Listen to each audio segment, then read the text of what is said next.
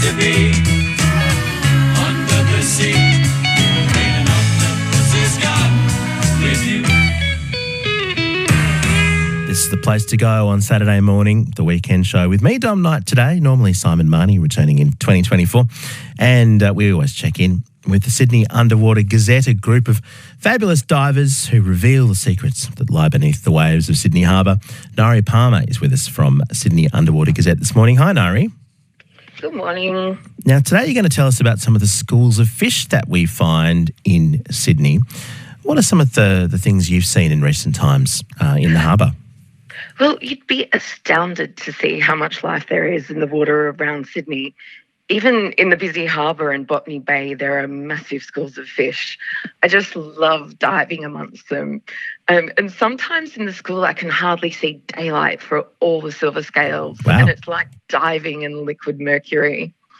And if I sit really still, I watch the ball of fish relax and loosen, and the individuals break away from the others to explore and to feed.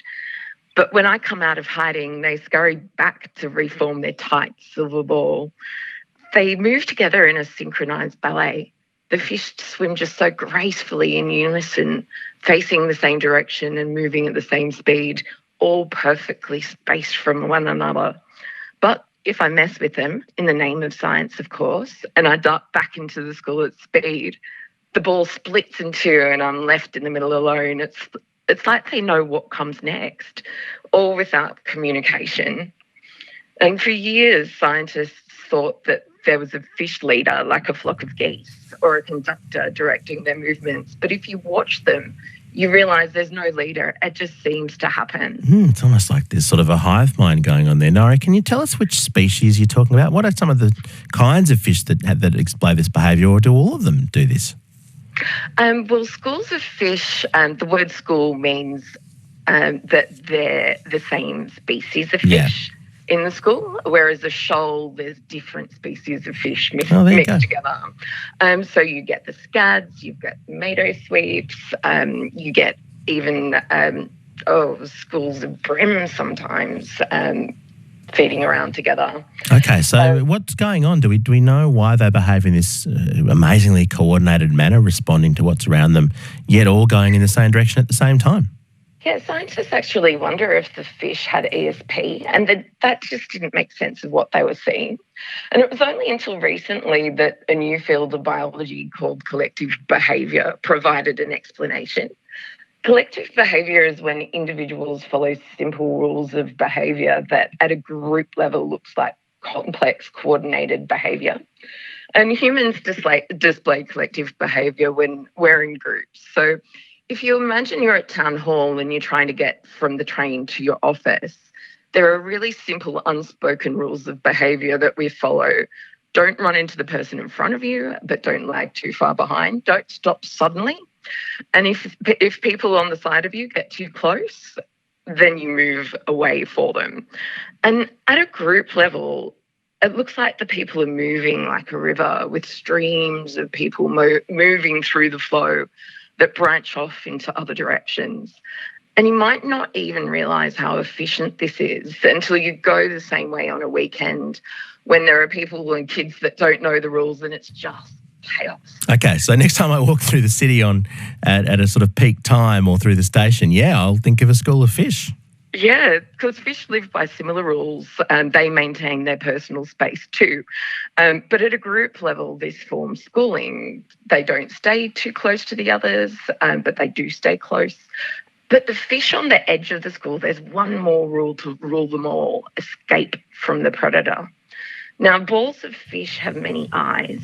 And if a fish on the edge of a school spots a predator, it will move and turn quickly and spread away, but into the school. So the fish beside it will see this and turn to maintain its distance, and the fish next to that will do the same thing.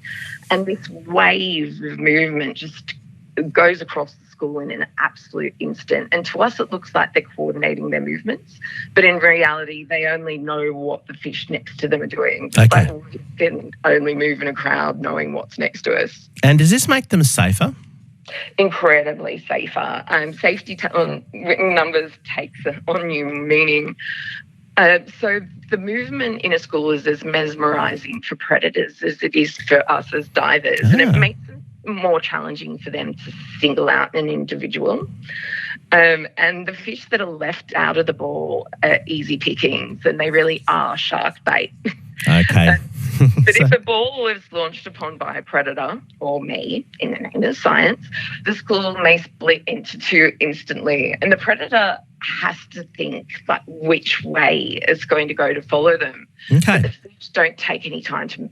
They're instinctively going, and yes, I can see how it would confuse predators.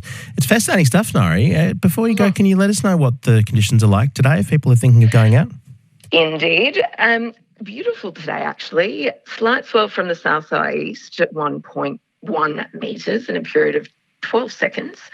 Yesterday, we were getting 12-metre visibility, and that's likely to be persistent today, but with a bit of what divers call whale snot in the water. It's just algae and strings of mess that compost the sea. So, enjoy the schools of fish today. Mess with them in the name of science. And, all right. And hopefully you won't be caught by a predator. Indeed. Thanks for that, Nyrie. That's great. Nyrie Palmer there from Sydney Underwater Gazette. You can check out their Facebook page. They also run the Viz Facebook page if you want to find out more about underwater photography.